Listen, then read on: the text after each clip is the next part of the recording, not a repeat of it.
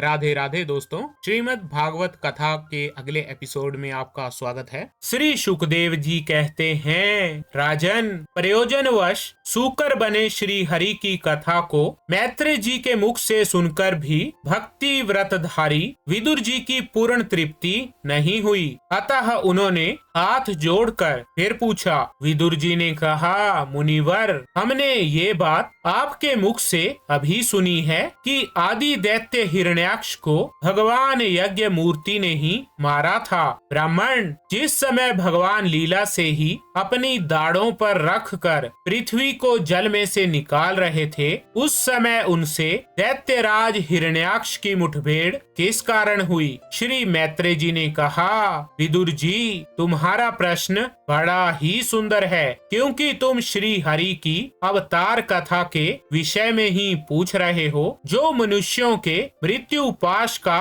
छेदन करने वाली है। देखो, उत्तानपाद का पुत्र ध्रुव बालकपन में श्री नारद जी की सुनाई हुई हरि कथा के प्रभाव से ही मृत्यु के सिर पर पैर रखकर भगवान के परम पद पर आरूढ़ हो गया था। पूर्व काल में एक बार इसी वराह भगवान और हिरण्याक्ष के युद्ध के विषय में देवताओं के प्रश्न करने पर भगवान श्री ब्रह्मा जी ने उन्हें ये इतिहास सुनाया था और उसी के परंपरा से मैंने सुना है। विदुर जी, एक बार दक्ष की पुत्री दीति ने पुत्र प्राप्ति की इच्छा से कामातुर होकर सायंकाल के समय ही अपने पति मरीचि नंदन कश्यप जी से प्रार्थना की। उस समय कश्यप जी खीर की आहुतियों द्वारा भगवान यज्ञपति की आराधना कर सूर्यास्त का समय जान अग्निशाला में ध्यानस्थ होकर बैठे थे। दीति ने कहा, विद्वान, मतवाला हाथी जैसे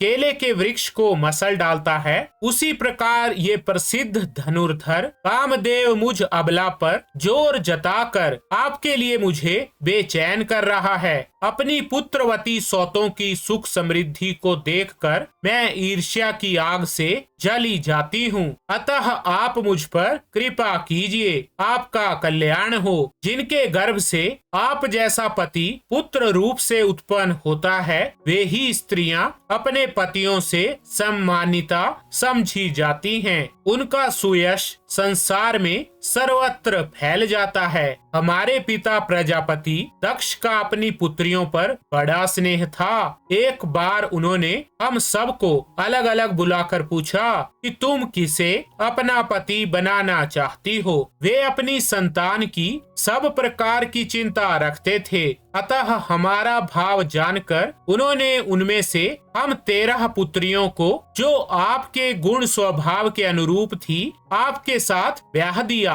अतः मंगल मूर्ते, कमल नयन, आप मेरी इच्छा पूर्ण कीजिए, क्योंकि हे महत्तम, आप जैसे महापुरुषों के पास दीन जनों का आना निष्फल नहीं होता। विदुर जी, दीति कामदेव के वेग से अत्यंत बेचैन और बेबस हो रही थी। उसने इसी प्रकार बहुत सी बातें बनाते हुए दीन होकर कश्यप जी से प्रार्थना की। तब उन्होंने उसे सुमधुर वाणी से समझाते हुए कहा, भीरू, तुम्हारी इच्छा के अनुसार मैं अभी अभी तुम्हारा प्रिय अवश्य करूंगा। भला जिसके द्वारा अर्थ, धर्म और काम तीनों की सिद्धि होती है, अपनी ऐसी पत्नी की कामना कौन पूर्ण नहीं करेगा? जिस प्रकार जहाज पर चढ़कर मनुष्य महासागर को पार कर लेता है, उसी प्रकार गृहस्थ आश्रमी दूसरे आश्रमों को आश्रय देता हुआ अपने आश्रम द्वारा स्वयं भी दुख समुद्र के पार हो जाता है। मानिनी, स्त्री को तो त्रिविध